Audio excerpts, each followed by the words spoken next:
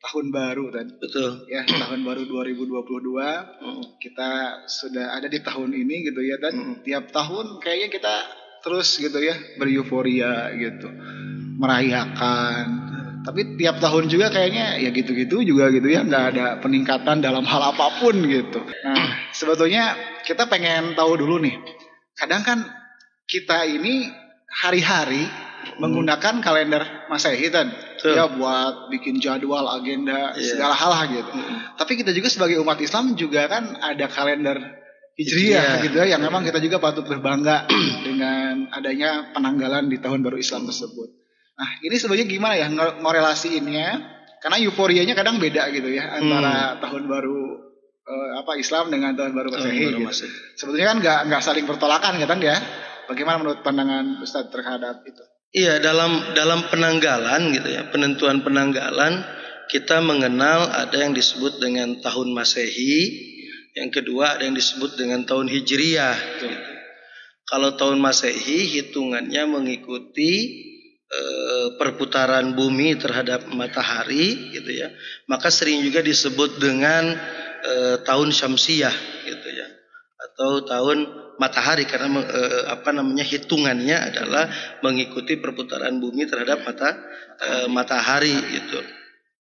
Dan pergantiannya kalau untuk tahun Masehi ya, dari perpindahan harinya itu jam 12 malam.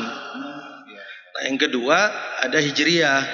Nah, tahun Hijriah ini sering juga disebut dengan tahun Komariah karena penentuannya ya dilihat dari kitaran bulan perputaran bulan, maka sering juga disebut dengan tahun Komariah. Ya. Nah, disebut tahun Hijriah karena memang penghitungannya dihitung sejak hijrahnya Rasulullah Shallallahu Alaihi Wasallam dari Mekah Al-Mukarramah ke Madinah Al-Munawwaroh gitu ya. Nah, kedua-duanya memang digunakan gitu ya.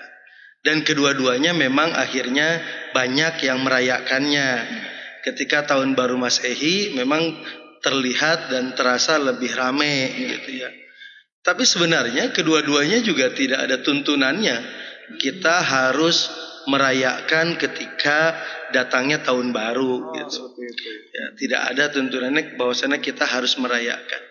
Adapun yang sering dilakukan oleh Rasulullah Sallallahu Alaihi Wasallam ketika datang bulan baru misalkan, karena kan kalau misalkan tahun Hijriah itu hitungannya mengikuti bulan, jadi ketika sudah muncul hilal maka itu sudah masuk kepada bulan berikutnya. Nah, di mana ketika muncul bulan Rasulullah SAW sering berdoa. Nah, ini yang menjadi salah satu dasar yang digunakan oleh kaum muslimin sehingga ketika datang tahun baru Hijriah, karena tahun baru Hijriah perpindahannya adalah berdasarkan hilal ini.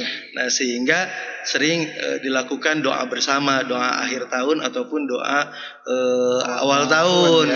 Kalau doa akhir tahun ini secara kultur sering dilakukan pada asar gitu ya, karena perpindahan untuk perpindahan hari untuk bulan Hijriah itu setelah terbenamnya matahari, yaitu di waktu maghrib kan, sehingga pada asar biasanya sering berdoa doa akhir tahun, dan setelah sholat maghrib sering berdoa awal tahun. Walaupun sebenarnya kalau melihat dan merujuk kepada keterangannya, sesungguhnya itu adalah doa yang dipanjatkan atau sering dibacakan oleh Rasulullah ketika perpindahan bulan. Karena kan yang namanya bulan Hijriah tahun Hijriah adanya juga kan di masa Khalifah Umar bin Khattab. Di masa Rasulullah SAW belum ada tahun, ya bulannya sudah ada Muharram, Safar, Rabiul Awal sampai 12 bulan. Tapi untuk tahunnya belum ada. Maka kalau kita melihat dari sirah nabawiyah, maka Rasulullah lebih dikenal lahir hari Senin bulan Rabiul Awal, tahun gajah gitu ya. Jadi belum ada. Kenapa disebut tahun gajah? Karena dulu untuk menentukan tahun itu sering dinisbatkan dengan kejadian gitu. Rasulullah lahir tahun gajah karena pada waktu itu ketika Rasulullah lahir, Raja Abroha kan menyerang Mekah untuk menghancurkan Ka'bah, dan Raja Abroha naik mengendarai gajah, maka pada waktu itu disebut dengan tahun gajah. Ya kalau misalkan di Tasikmalaya mah penaunan teh misalkan kapan Ustadz Deden lahir? Karena Ustadz Deden lahir tahun 82, Ustadz Deden lahir bertepatan dengan meletusnya Gunung Galunggung, atau Ustadz Deden lahir pada bulan yang sama dengan pada tahun yang sama dengan meletusnya Gunung Galunggung. Jadi sebenarnya nggak ada tuntunan ya dalam agama kita untuk merayakan apalagi datangnya tahun baru gitu ya. Justru yang harus dilakukan oleh kita adalah melakukan introspeksi diri, melakukan muhasabah, kontemplasi bahwasannya ternyata waktu itu berjalan begitu cepat dan kita tidak bisa balik lagi. Tahun 2021 sudah lewat dan kita sekarang masuk di tahun 2022 dan kita harus menyadari bahwasannya kita nggak bisa balik lagi ke tahun 2021. Ini dulu ketika zaman mondok saya diajarkan sebuah hafalan mahfuzat, lan tarji'al ayyamul lati madat, tidak akan kembali lagi waktu yang telah kita lalui. Maka yang paling penting bukan merayakannya, tapi justru melakukan proses introspeksi diri gitu ya. Apa yang telah kita lakukan selama 1 tahun ke belakang dan apa yang akan kita lakukan 1 tahun ke depannya gitu. Kita menggunakan kedua-duanya, yaitu baik itu Masehi maupun itu Hijriyah gitu. Kita gunakan kedua-duanya gitu.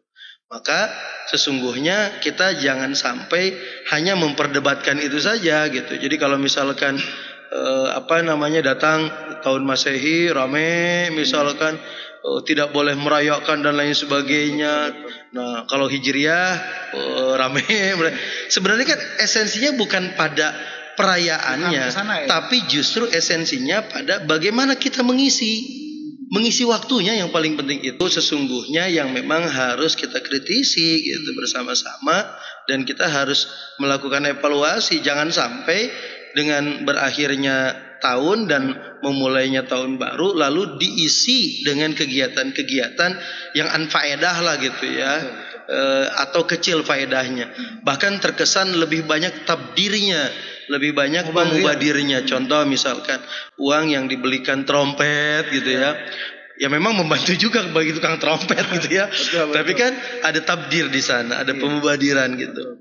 Terus juga jangan sampai dibelikan petasan, kembang api, lalu parahnya lagi kan ada sampai orang berkumpul, ada ikhtilat, percampur baur antara laki-laki dan perempuan. Wah, ini kan tidak boleh gitu ya. Ini kan tidak boleh.